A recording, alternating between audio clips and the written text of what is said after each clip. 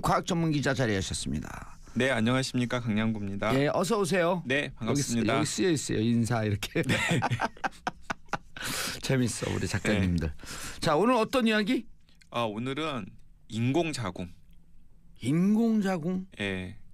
그 최근에 이제 그 오호. 낙태 합법화를 둘러싸고 논란이 굉장히 임신중절이라고 이제 표현하죠. 임신중절, 의학적으로는 임신중절이고 그리고 이제 뭐 이제 일상 용어로는 이제 낙태를 둘러싸고 이제 사회적인 논란이 굉장히 거세잖아요. 그런데 이제 최근에 이 과학계, 의학계에서 화두가 되는 이제 생식 기술 중에 하나가 이제 인공자궁이기 때문에 이제 인공자궁이라는 게 도대체 어떤 맥락에서 개발이 되었고 현재 수준은 어디까지 왔고 만약에 인공자궁이 정말 성공적으로 안착이 되면 어떤 일들이 생길까 이런 것들을 좀 이렇게 같이 이야기를 나눠보는 시간으로 가져왔습니다. 예. 전혀 생소한데요? 인공자궁이 아마 다들 생소하실 텐데 그 올해 초에 이제 인공자궁과 관련된 약간 센세이셔널한 실험 결과가 발표가 되었어요. 예. 어떤 결과냐면은 그 미국의 이제 필라델피아 아동병원의 연구진들이 인공자궁을 이제 비닐팩으로 만든 거예요. 비닐팩? 네, 플라스틱 비닐팩으로 인공자궁을 만든 겁니다. 그래서 그 인공자궁에 이제 사람으로 따지면 한 23주에서 24주 정도의 태아에 해당하는 램. 네. 양의 태아를 그 비닐팩 인공자궁에 넣고 이제 성장을 시킨 거예요. 그리고 이제 그 실험 결과를 이제 논문으로 발표를 하면서 전 세계가 이제 발칵 뒤집힌 거죠. 왜냐하면 그 양의 태아를 비닐팩으로 만든 인공자궁에서 키워낼 수가 있다면은 인간도 가능할 것이다. 인간도 가능하지 않겠느냐라는 전망이 나오는 것이기 때문에 사실은 그 1997년에 복제양 돌리가 처음 세상에 등장했을 때도 사람들이 깜짝 충격이었던 게 양을 복제할 수 있다면 사람도 복제할 수 있는 것 아니냐라는 전망 때문에 이제 많은 사람들이 깜짝 놀랐던 거잖아요. 이제 그것과 마찬가지로 이 비닐팩으로 만든 인공자궁에서 양의 태아를 키워낼 수 있다면 사람의 태아도 키워낼 수 있는 것 아니야 인공자궁으로 이러면서 이제 뭐 여러 가지 이제 논란도 과학계에서도 논란이 벌어지고 뭐 윤리계에서도 논란이 벌어졌는데 일단은 여기서 이제 중요한 게 뭐냐면 필라델피아 아동병원의 연구진들이 인공자궁을 개발을 했잖아요.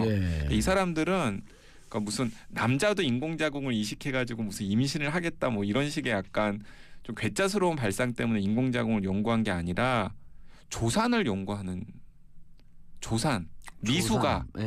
미숙아를 아동병원이니까 조산한 다음에 요즘은 조산하게 되면 인큐베이션에 들어가잖아요. 그러니까 인큐베이터에. 그렇죠. 이제 조산을 하게 되면은 보통은 이제 한 뭐 36주 이상 정도에서 태어나야 이제 미숙아가 아닌데 그 전에 이제 태어나게 되면은 한 이렇게 되면 6개월, 7개월 정도밖에 안 된 거란 말이에요. 그렇죠. 네. 근데 이제 이 대목이 이제 굉장히 중요한데 이제 23주에서 24주가 아까 제가 그 양이 우리 사람으로 따지면 23주에서 24주 정도의 태아라고 말씀을 드렸잖아요. 그 주차가 참 중요해요. 그 주차가 왜 중요하냐면은 그 주차부터 폐기능이 발달을 하기 시작해요.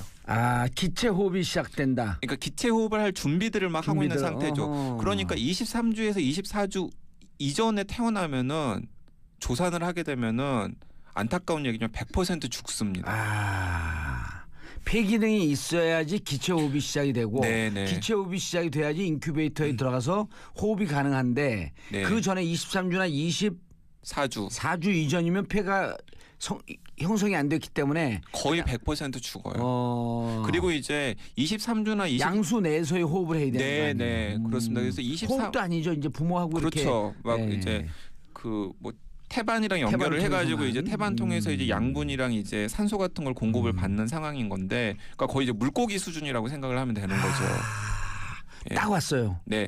근데 이제 문제는 뭐냐면 23주나 24주 이전에 이제 조산을 하게 되면은 이제 아이 거의 죽고요.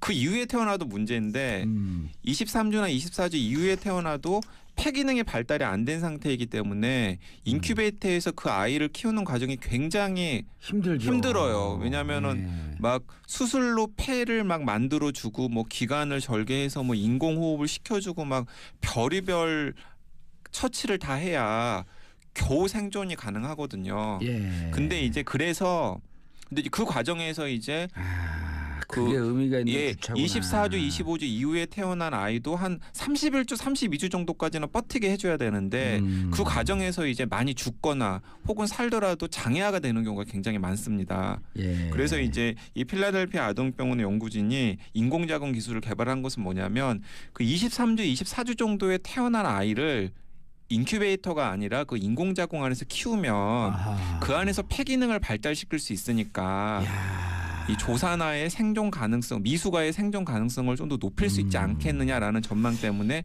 인공자궁을 개발을 한 거죠. 23주, 24주서부터 30때부터 이제 폐기능 발달이 31, 2주 정도까지. 31, 2주 정도. 그러니까 약 한 5주차 정도를 인큐베이션이 아닌 인공자궁에 있게 되면 더 이른 조산도 가능할 수 이제 인간으로서의 기능을 네네 할 수 있게끔 할 수 있겠다. 네, 그러니까 죽거나 혹은 장애아가 되는 위험을 최대한 줄이면서 좀 더 키울 수 있지 않겠느냐라는 가능성 때문에 이제 인공자궁을 만든 거예요. 의미 있는 연구를 한 거예요. 무슨 뭐 약간 뭐 괴짜스럽거나 기괴한 연구를 한 게 아니라 의미 있는 연구를 한 겁니다. 예. 그리고 실질적으로 어쨌든 그 태아, 네, 양의 태아.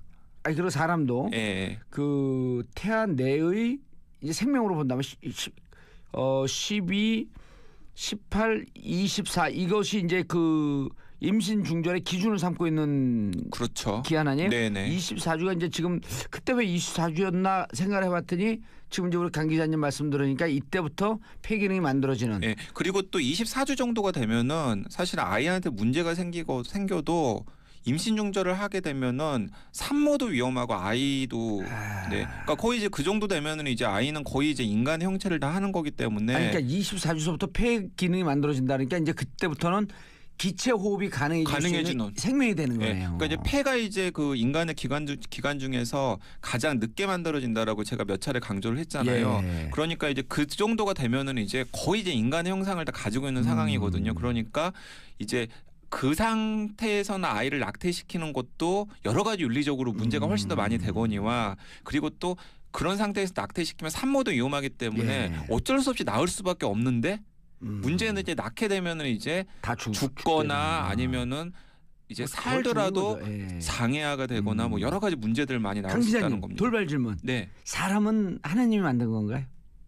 저는 그렇게 생각하지 않은데요. 우주는? 사람은 저기죠. 사람은 저 엄마 아빠의 정자와 난자가 만들어서 만들어진 거죠. 근데 그 전에 이제 태초에. 그건 우주는? 우주요? 우주는 빅뱅으로 생겨난. 근데 빅뱅 이전에 빅뱅은 어떻게 또? 그건 저는 잘 모르겠어요. 하나님이 있는 것 같죠? 그건 잘 모르겠어요. 저는. 그 자꾸만 연구를 하고 생각을 하고 그러다 보면 그 원초에는 무엇이 있었을까? 그러니까 태초에 그 따지고 들어가면 무엇이 있었을까에 대해서는 이제 많은 사람들이 이제 의문을 품고 있는데 어쨌든 과학적으로는 이제 우주는 빅뱅으로부터 탄생을 했다라는 증거들이. 호킹스 박사께서 우주 천체 물리학을 연구하면 연구할수록 신의 존재를 인정할 수밖에 없다. 이 얘기 설득력이 좀 있어요. 지금 자꾸 생각하면 답이 없으니까 답이 없을 때 신의 존재에 의지할 수밖에 없는. 알겠습니다. 자, 인공자궁의 미래? 네, 그렇죠. 이제 그러니까 어쨌든 간에 이제 첫 단추를 깬 거잖아요. 그래서 성공을 했어요? 성공을 한 거죠, 대충. 근데 이제 여러 가지 당연히 이제 벽이 많겠죠. 이제 양의 태아가 아니라 사람의 태아로 실험을 할 수 있을지 여부도 사실은 불확실한 상황인 거고. 그 실험할 수도 없는 거 아니에요? 네, 그렇죠. 거기에다가 그리고 또 사람의 양의 태아에서 성공했다 그래서 사람의 태아에서 꼭 성공하리라는 보장도 없거니와 거기도 또 그 정말 생명의 신비잖아요. 그 엄마의 자궁 안에서 이제 태아가 자라면서 뭐 호흡도 하고 양분도 공급받고 여러 가지 면역 물질 등등을 공급받는 그런 신비로운 현상인데 그걸 과연 인간이 과학적으로 정확하게 재현할 수 있을지에 대해서는 사실은 회의적인 시각이 훨씬 더 많은 것 같아요. 그러나 회의적인 거로부터 우리 인류 물질 문명은 발전해온 거 아니에요? 그렇죠. 그 대목이 이제 많은 사람들이 이제 지금은 회의적이지만은 사실은 그걸 위해서 과학이 가능하게 만들어 왔기 때문에 정말 앞으로 몇십 년 후에는 진짜로 인공자궁에서 아이를 키우는 게 가능해질 수도 있겠다라는 이제 전망이 나오는 것도 그 때문입니다. 저는 희망적이에요. 이제 이를테면 예를 들어 전문 방송인들 입장에서는 정치인 정봉주가 방송을 잘 할 수 있을까? 라고 하는 회의적인 것 때문에 방송을 안 쓴 거거든요. 네. 그래서 써보니까 정말 되네 이게. 이런 긍정적인 측면이 막 나오는 거예요. 그러니까 본인이 굉장히 잘하시고 있다고 지금 말씀하시는 거죠? 그건 잘 모르겠어요. 일단 높은 청취율이 뭘 얘기해 주는지 잘 모르겠어요. 이게. 네네. 예. 네. 알겠습니다. 계속 얘기하세요. 깔때기 정말. 아니, 그러니까 무언가 이렇게 도전하고 이분들의 시도가 태아 사망률을 줄여야 되겠다라고 하는 의도. 맞습니다. 아주 이런 그 도덕적으로도 인류적으로도 의미 있는 발상을 한 거 아니에요. 여기서 이제 그 중간에 이제 제가 이제 잠깐 이제 좀 말씀을 하면은 그 조산이 진짜 무서운 거예요. 무서워요. 산모도 위험해지잖아요. 네, 조산이 굉장히 무서운 거고 그래서 이 방송을 들으시는 분들 중에서 혹시 임신을 계획하거나 임신하신 분들이 있으면은 흔히들 어른들이나 병원에서 임신 초기에 주의하라는 얘기는 굉장히 많이 해요. 근데 이제 어느 정도 기간이 지나면은 조금 안전하다고 얘기를 하는데 사실 이때 굉장히 조심해야 됩니다. 맞아요. 25주에서 27주 정도에 굉장히 조심을 해야 돼요. 왜냐하면은 최근에 병원에서 조산아의 비중이 굉장히 늘어나고 있거든요. 근데 이제 두 가지 경우 때문에 그러는데 요즘에 많은 이제 임신부들이 사회 활동을 계속 하시잖아요. 맞아요. 직장을 다니고 그러다 보니까 사실은 자꾸 하중이 밑으로 쏠리기 때문에 스트레스를 받기 때문에 태아가 조산할 위험이 예전보다 훨씬 더 커졌고요. 그리고 직장에서 일을 하다 보면 스트레스 받잖아요. 맞아요. 스트레스 지수가 높아지게 되면 그게 이제 당연히 또 이제 태아한테 안 좋은 그럼 아이도 같이 스트레스 받아서 막 나오고 싶어 한단 말이죠. 그러니까 그런 게 있고 그다음에 또 다른 하나는 요즘에 이제 난임 시술을 많이 받잖아요. 난임 시술을 받으면 임신 확률을 높이기 위해서 이제 배란을 여러 개를 착상하다 보니까 난임 시술을 받다 보면은 쌍둥이나 다태아를 이렇게 뱃속에 가지고 있는 경우가 굉장히 많거든요. 그래서 인공수정일 경우에는 거의 쌍둥이가 많잖아요. 맞습니다. 근데 한 명만 가지고 있어야 될 자궁이 쌍둥이 2명, 3명을 가지고 있다 보니까 자꾸 하중이 밑으로 실리니까 그것도 또 조산의 위험도 굉장히 커지는 거예요. 그래서 어쨌든 간에 조산을 굉장히 주의를 하셔야 되고 사실은 그런 맥락에서 이제 이 인공자궁도 나왔다라는 걸 제가 다시 한번 말씀을 드리고요. 이제 그럼 이제 상상 영역으로 넘어가서 기반한 발상을 해야죠. 인공 수정을 시킨 다음에 어쨌든 수정란과 배아 상태를 이제 여성의 몸속으로 집어넣는 게 아니라 이제 그 인공 자궁에서 키우는 일이 이제 앞으로 가능해진다면은 도대체 어떤 일이 생길까? 야, 벼랑 안에 에일리언 영화 기억나시죠? 네, 기억나죠. 이렇게 모에 매달려 있는 튜브 안에 거기서 에일리언 배양을 하잖아요. 새끼들을. 그렇게 그 인공수정에 그런 게 이제 가능해지는 거죠. 근데 이제 그런 영화 같은 일이 가능해지면은 여기서 이제 문제가 되는 게 여성한테는 도움이 되는 일일까? 여성이 임신으로부터 해방될까? 임신으로부터 해방될까? 어떻게 될 것 같으세요? 전 잘 모르겠어요. 전 과학자가 아니기 때문에. 그러니까 이제 이걸 가지고 이제 여러 과학자가 아니라 방송자가 아니라. 일단은 그 부모가 되는 데 대한 장벽은 굉장히 낮아질 것 같아요. 인공수정에게 성공하면 나는 애 더 낳을 거다. 애 더 낳을 거다. 그렇죠. 그러니까 부모가 되기 위한 욕구를 가지고 있는 분들이라면은 어쨌든 간에 인공 자궁까지도 있는 상황이니까 훨씬 더 이제 아이를 더 낳고 키우고 싶다라는 마음을 가진 분들한테는 좀 희소식일 수 있겠죠. 또 하나. 지금 우리 그 출산율이 세계 최하위 아니에요. 인구 절벽.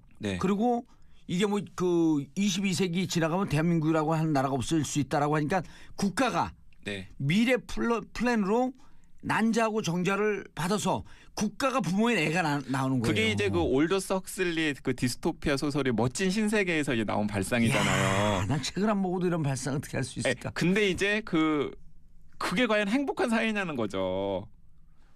국가가 아이가 필요하기 때문에 아니죠. 이런 거죠. 예를 들어 그 강양구 기자와 A라고 하는 여성이 사는데 결혼하기도 힘들고 여러 가지로 힘들고 그러니까 국가가 하고 계약을 맺는 거예요.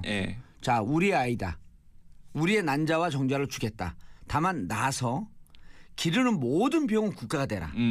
나는 부모로서의 권리, 난자와 정자를 줬기 때문에 부모로서의 권리를 향유할 뿐 의무는 국가가 져라. 이런 네. 국가와 계약관계 형성이 될 수 있을 거 아니에요. 근데 이제 그게 어떤 사람들한테는 이제 국가가 이제 그 필요한 노동력을 이제 충당하기 위해서 이제 계획적으로 이제 아이를 계획 출산을 해서 키우는 그런 약간의 그런 좀 무섭죠. 네, 무서운. 왜니 그 뭐죠 그 동물농장. 네, 맞습니다. 1984 뭐 이런 느낌 이런 느낌을 주는. 전체주의 국가의 탄생. 네, 일단 그런 게 하나가 있고요. 그다음 또 다른 하나는 이제 그 과연 여성이 출산으로부터 해방될 것인가를 놓고서도 여러 가지 논란이 있는데 한편으로는 이제 인공자궁이 있기 때문에 여성들이 이제 출산의 고통으로부터 해방될 수 있을 것이라는 기술적 전망이 나오는 것도 사실이지만은 예를 들어 이런 것도 있는 거죠. 그러니까 자기는 그냥 예를 들어 직장을 다녀요. 여기 SBS가 있는데 SBS에 이제 그 뭐 여성 PD들이나 여성 기자들 많이 있잖아요. 예. 아니면 근데 이제 여성 작가분들 여성 작가들. 예. 근데 여성 PD나 여성 기자나 여성 작가가 이제 나는 이제 아이를 임신했기 때문에 출산 휴가를 내야 됩니다. 휴직을 해야 됩니다라고 회사에 얘기를 하는 거예요. 근데 회사에서 왜 너는 인공수정을 안 했어? 왜 그럼 인공자궁에서 안 키워? 그거 허락 못 해줘. 인공자궁에서 그냥 키워. 그런 출산 휴가 그런 육아휴직 못 해줘. 우리 회사의 생산성을 떨어뜨리는 거기 때문에. 그냥 회사 입사할 때 계약을 그런 임신을 인공 자궁으로만 아니 뭐 그런 식의 이제 얘기를 할 수도 있고요. 그다음에 또 이런 거죠. 뭐 저출산이 막 국가적인 문제가 됐는데 예를 들어서 이제 나는 별로 엄마가 되기 싫단 말이에요. 부모가 되기 싫은 사람들이 있을 수 있잖아요. 예, 그런 사람이 있을 수 있잖아요. 그런데 사회적으로 지탄을 받는 거예요. 너 왜 부모가 안 되냐? 근데 요즘에는 이제 그런 거잖아요. 요즘에 나 저기 뭐야 정자에 문제가 있어요. 아니면은 뭐 자궁에 문제가 있어요. 여러 가지 핑계를 댈 수 있잖아요. No problem. 그런데 이제 다 해결할 수 있어. 그렇기 때문에 이제 부모가 안 되는 사람들 알겠습니다. 혹은 엄마가 안 되는 사람들에게 낙인이 찍힐 수도 있고. 예.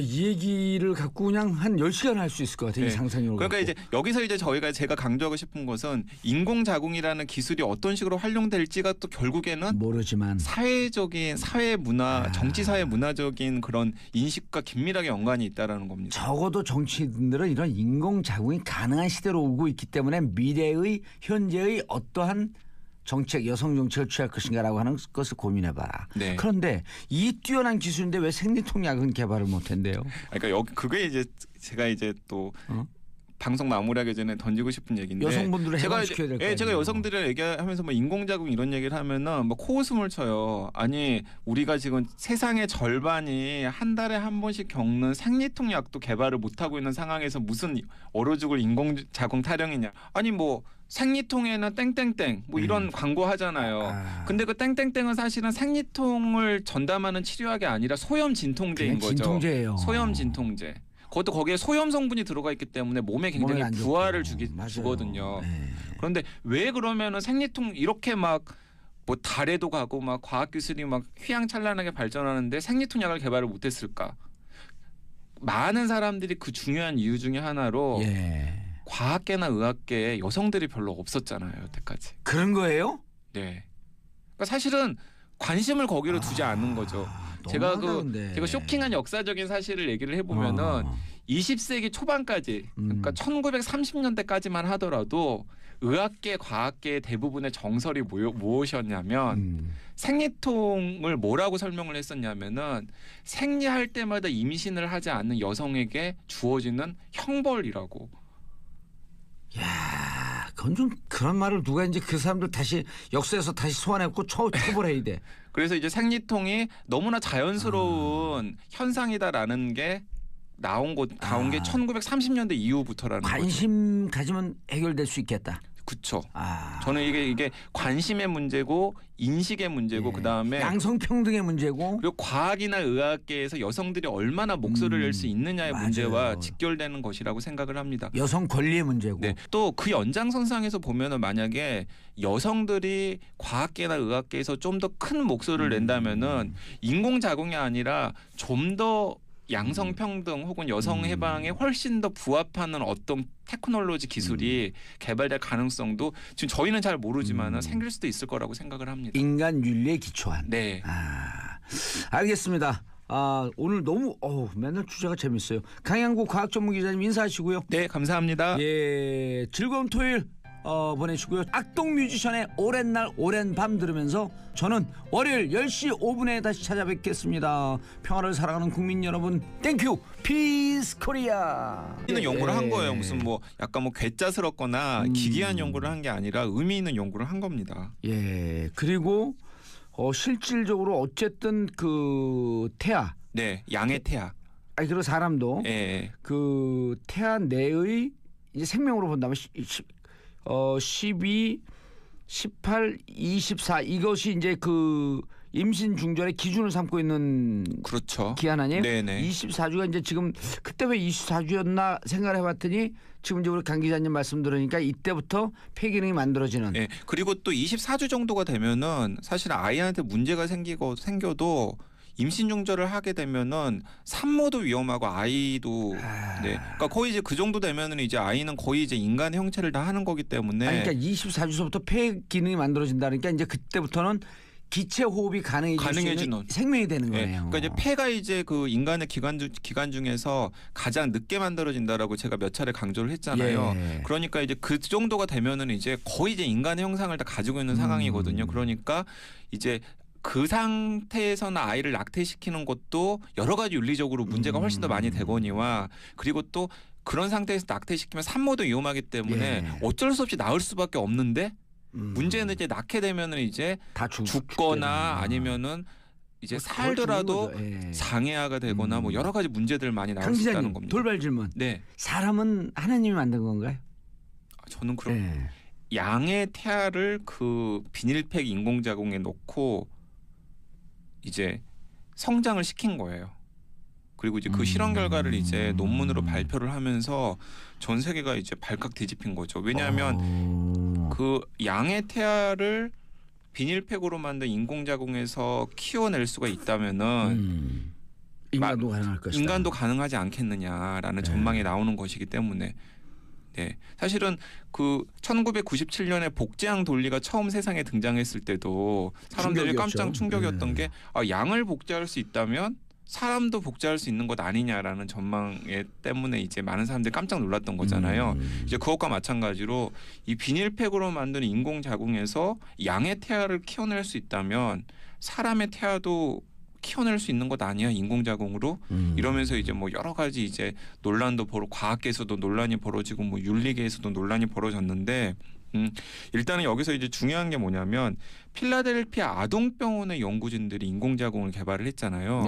이 사람들은 그러니까 무슨 남자도 인공자궁을 이식해가지고 무슨 임신을 하겠다 뭐 이런 식의 약간 좀 괴짜스러운 발상 때문에 인공자궁을 연구한 게 아니라 조산을 연구하는 미수가 미수가를 아동병원이니까 조산한 다음에 요즘은 조산하게 되면 인큐베이션에 들어가잖아요. 그러니까 인큐베이터에. 그렇죠. 이제 조산을 하게 되면은 보통은 이제 한 뭐 36주 이상 정도에서 태어나야 이제 미수가가 아닌데 그 전에 이제 태어나게 되면은 한 이렇게 되면 6개월 7개월 정도밖에 안 된 거란 말이에요. 그렇죠. 네.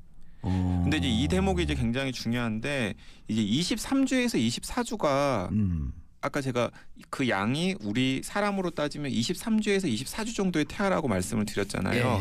그 주차가 참 중요해요. 그 주차가 왜 중요하냐면은 그 주차부터 폐기능이 발달을 하기 시작해요. 기체 호흡이 시작된다. 그러니까 기체 호흡을 할 준비들을 막 하고 있는 상태죠. 그러니까 23주에서 24주 이전에 태어나면은 조산을 하게 되면은 안타까운 얘기지만 100% 죽습니다. 폐기능이 있어야지 기체 호흡이 시작이 되고 기체 호흡이 시작이 돼야지 인큐베이터에 들어가서 호흡이 가능한데 그 전에 23주나 24주 이전이면 폐가 형성이 안 됐기 때문에 거의 100% 죽어요. 그리고 이제 23주나 양수 내에서의 호흡을 해야 되는 거 아니에요? 그렇습니다. 그래서 호흡도 아니죠. 이제 부모하고 그렇죠. 이렇게 막 이제 그 뭐 태반이랑 연결을 해가지고 이제 태반 통해서 이제 양분이랑 이제 산소 같은 걸 공급을 받는 상황인 건데, 그러니까 거의 이제 물고기 수준이라고 생각을 하면 되는 거죠. 딱 왔어요. 네. 근데 이제 문제는 뭐냐면 23주나 24주 이전에 이제 조산을 하게 되면은 이제 아이 거의 죽고요. 그 이후에 태어나도 문제인데 23주나 24주 이후에 태어나도 폐 기능이 발달이 안 된 상태이기 때문에 인큐베이터에서 그 아이를 키우는 과정이 굉장히 힘들어요. 왜냐하면은 막 수술로 폐를 막 만들어 주고 뭐 기관을 절개해서 뭐 인공호흡을 시켜주고 막 별의별 처치를 다 해야 겨우 생존이 가능하거든요. 근데 이제 그래서 근데 그 과정에서 이제 그게 의미가 있는 주차구나. 24주, 25주 이후에 태어난 아이도 한 31주, 32주 정도까지는 버티게 해줘야 되는데 그 과정에서 이제 많이 죽거나 혹은 살더라도 장애아가 되는 경우가 굉장히 많습니다. 그래서 이제 이 필라델피아 아동병원의 연구진이 인공자궁 기술을 개발한 것은 뭐냐면 그 23주, 24주 정도에 태어난 아이를 인큐베이터가 아니라 그 인공자궁 안에서 키우면 그 안에서 폐 기능을 발달시킬 수 있으니까 이 조산아의 생존 가능성, 미숙아의 생존 가능성을 좀 더 높일 수 있지 않겠느냐라는 전망 때문에 인공자궁을 개발을 한 거죠. 23주, 24주서부터 30 몇 때부터 이제 폐 기능 발달이 31, 2주 정도까지. 31, 2주 정도. 그러니까 약 한 5주차 정도를 인큐베이션이 아닌 인공자궁에 있게 되면 더 이른 조산도 가능할 수 이제 인간으로서의 기능을 맞습니다. 할 수 있게끔 할 수 있겠다. 그러니까 죽거나 혹은 장애아가 되는 위험을 최대한 줄이면서 좀 더 키울 수 있지 않겠느냐라는 가능성 때문에 이제 인공자궁을 만든 거예요. 그리고 과학 전문 기자 자리하셨습니다. 네, 안녕하십니까, 강량구입니다. 네, 어서 오세요. 네, 반갑습니다. 여기 쓰여 있어요. 인사 이렇게. 재밌어 우리 작가님들. 자, 오늘 어떤 이야기? 오늘은 인공자궁. 인공자궁? 예. 그 최근에 이제 그 낙태 합법화를 둘러싸고 논란이 임신 굉장히 중절이라고 이제 표현했다. 임신 중절, 의학적으로는 임신 중절이고 그리고 이제 뭐 이제 일상 용어로는 이제 낙태를 둘러싸고 이제 사회적인 논란이 굉장히 거세잖아요.